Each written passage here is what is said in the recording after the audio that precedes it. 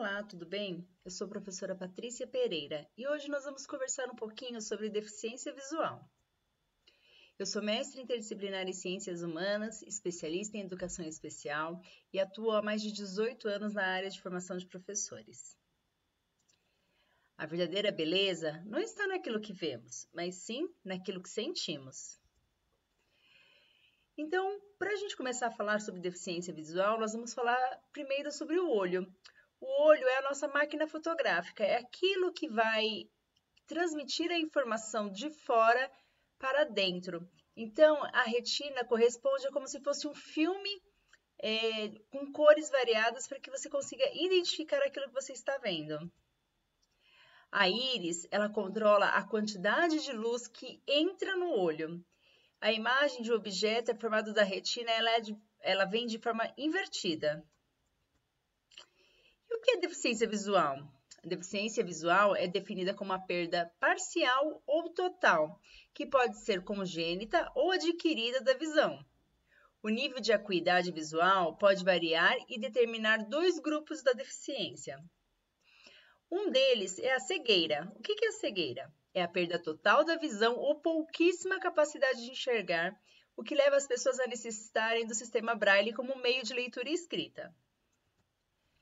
Então, agora nós vamos falar um pouquinho também da questão da baixa visão, que é o segundo grupo. Então, o cristalino pode ficar opaco, e o cristalino ele é responsável pelo foco e a nitidez da imagem. Então, quando a pessoa tem, por exemplo, uma catarata, ela tem alguns graus. No grau da catarata inicial, ela começa a enxergar como se fosse comum as imagens. Depois, a catarata moderada, essas imagens vão perdendo o foco. Na catarata avançada, ela perde mais ainda. E na catarata total, ela já não enxerga mais isso. Então, o que é importante? Tem iluminação potente, luz incidir direto a questão do estímulo que ele está vendo. E se usar um tampão, se essa pessoa usar um tampão para não retirar. E o glaucoma? É o crescimento da pressão interna do olho. Pode provocar um aumento do globo ocular, fotofobia, coceira, lacrimejamento, capacidade da córnea e redução da visão periférica. O que acontece? Quando as pessoas têm glaucoma, é interessante que essa iluminação também seja potente. A gente vai precisar de alguns materiais com contraste, o aumento das letras. Tem que ser gravura simples e sem detalhes. E o que é uma coreoretinite? O que é isso? É uma inflamação provocada da retina. Ela pode ser provocada por várias causas, como por exemplo a toxoplasmose. É como se o centro da imagem que nós estivéssemos vendo não tivesse mais aquela mesma impressão, aquela mesma imagem. A gente não enxerga o centro daquilo que a gente deveria estar vendo. Então, caso não possua a visão central, não usar a luz direta sobre aquela imagem, porque também não vai fazer efeito para a pessoa. Também nós podemos ter uma atrofia do nervo óptico, que leva à diminuição da acuidade visual, dificuldade para distinguir as cores.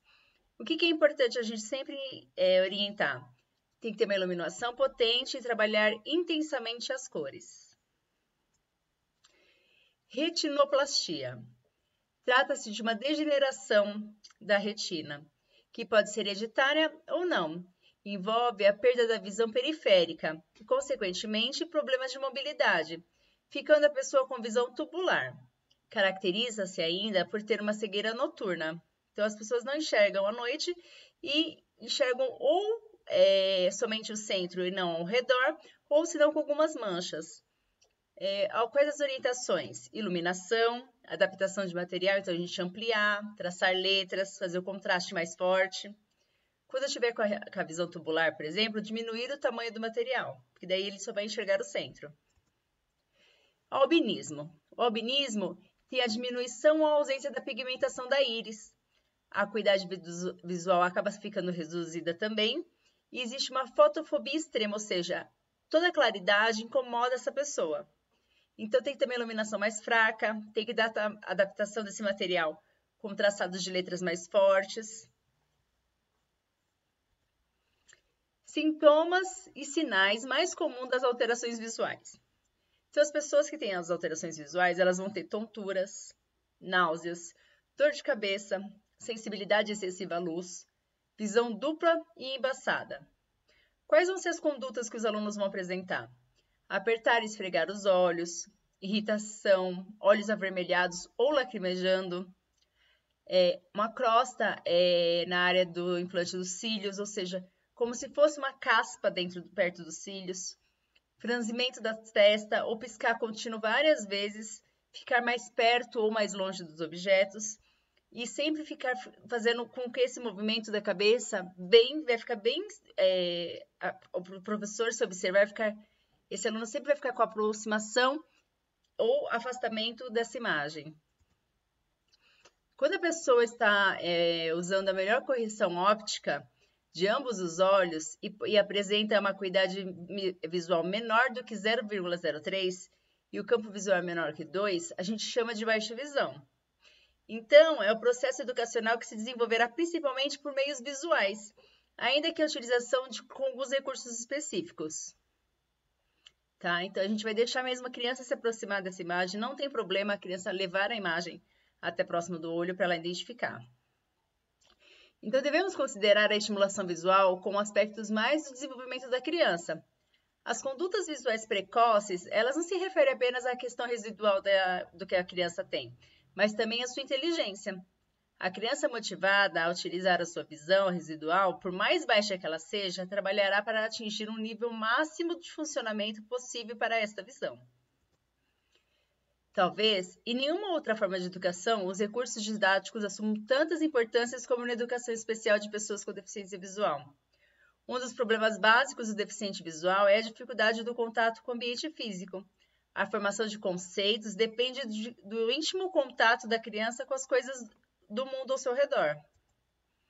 Então, nós temos que deixar o aluno escolher a distância e a posição do material que ele precisa de leitura e de escrita e que seja visualmente mais adequado para ele, incluindo o local da classe onde que ele senta.